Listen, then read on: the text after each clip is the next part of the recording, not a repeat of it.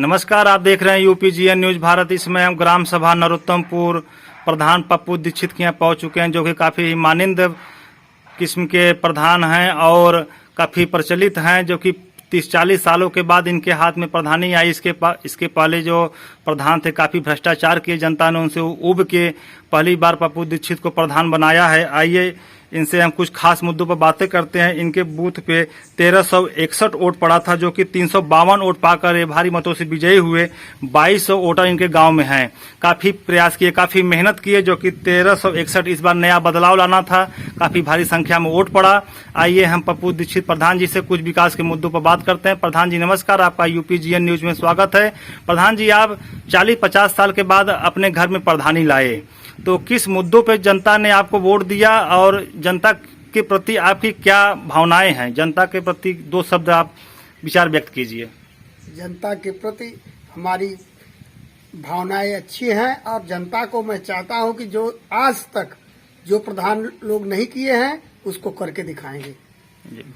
प्रधान जी, आपके ग्राम सभा में आवास की क्या स्थिति है और शौचालय की क्या स्थिति है? जबकि सरकार अगले बार 2015 के पंचवर्षीय चुनाव में सरकार ने एकजाई शौचालय बांटा था हर ग्राम प्रधानों को कि घर घर शौचालय मिले और एक भी घर छूटना नहीं चाहिए। तो आपकी ग्राम सभा में क्या स्थिति है शौचालय की? हमारे ग्राम सभा में शौचालय बनाया गया है और कुछ शौचालय कागज पर बनाए गए हैं, न कि मौके पर बनाए गए हैं जी।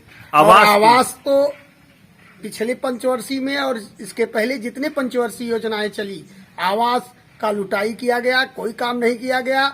और मेरे चुनाव जीतने के बाद 13 आवास 8 मुसहरों का आवास हमने निर्माण शुरू करा दिया है और 5 हरिजनों का छत स्तर तक पहुंच चुके हैं।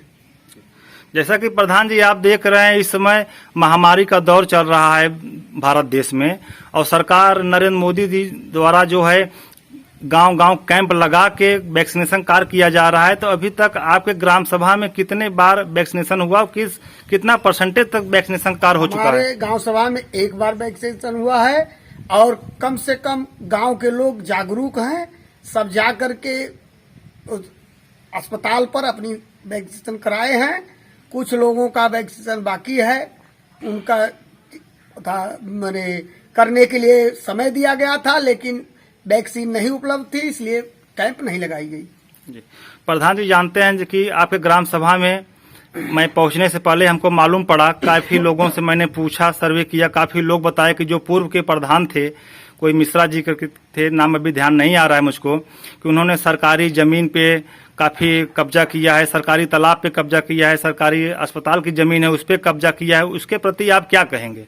मैं उसी मुद्दे पर तो मैं चुनाव जीता हूं कि जो आज तक सरकारी संपत्ति को हड़पा गया है, सरकारी अस्पताल को हड़पा गया है, विद्यालय को हड़पा गया है, तालाब को हड़पा गया है, यहाँ तक कि उसको बेच करके अपनी नंबर बता करके अस्पताल की जमीन को, स्कूल की जमीन को बेचा गया है और नाजायज कब्जा किया गया है। नंबर कुछ लिखा जाता है और कब्जा कुछ कराया जाता है। हमने इस विषय में माननीय मुख्यमंत्री तक चिट्ठी भेजी है, आयुक्त तक भेजी है, डीएम तक भेजी है। जब मैं नहीं था प्रधान तब मैं भेज रहा था, आज तो मैं प्रधान हूं और हर अधिकारी से भी हाल में मैंने एसडीएम भदोही से कहा कि हमारे यहाँ का 7 बीघा जीएस 79 नंबर, जिसका 1 बीघा 15 बिस्सा है, वो पूरा कब्जा कर लिया है और एक भी जमीन खाली नहीं है और न खाली होने देता है। अधिकारियों को ब्लैकमेल करता है और बड़े बड़े लोगों से मिल करके धन उगाही करता है, यही काम उसका है। और हम इसी मुद्दे पर चुनाव जीते हैं, चुनाव लड़े हैं कि मैं सरकारी संपत्ति को खाली कराऊंगा। जैसा कि प्रधान जी आप जानते हैं कि 2022 में विधानसभा का चुनाव है और इसमें प्रधान जी लोगों का मेन भूमिका होता है कि ग्राम सभा से वोट निकलती है, उसमें प्रधान जिसको चाहते हैं सत्ता में बैठा देते हैं, जिसको चाहते हैं सत्ता से उतार देते हैं, क्योंकि ग्राम सभा की जनता जो उनकी बातों को मानती है।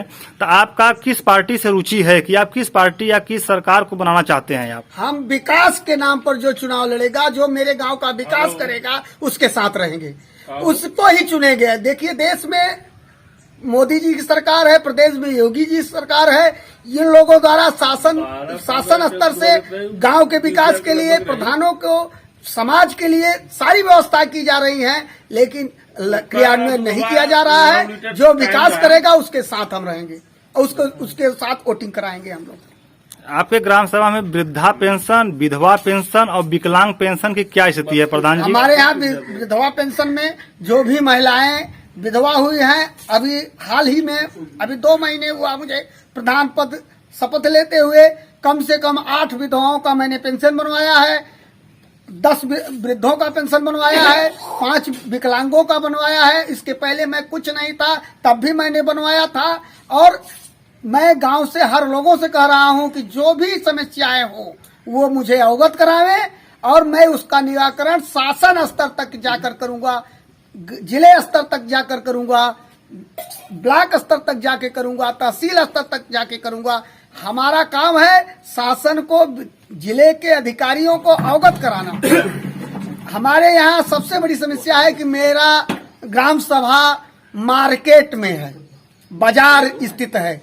इस समय स्थिति यह है कि बाजार की नरक की स्थिति बनी हुई है, नाली की व्यवस्था नहीं है, पानी बुड़ता है।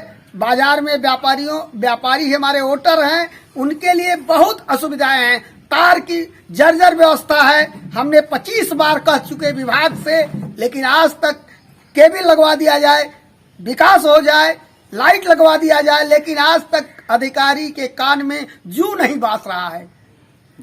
बहुत बहुत धन्यवाद प्रधान जी, आपका विकास के मुद्दों पर बात करने के लिए। जैसा कि बताया आपने कि आप आज प्रधान हुए, इसके पहले आप भ्रष्टाचार के प्रति आप काफी दिनों से चुनाव या लड़ाई लड़ते चले आ रहे हैं। जनता आपकी इसी लड़ाई को देखकर पहली बार आपको प्रधान बनने का मौका दिया और जिताया भी काफी वोटों से।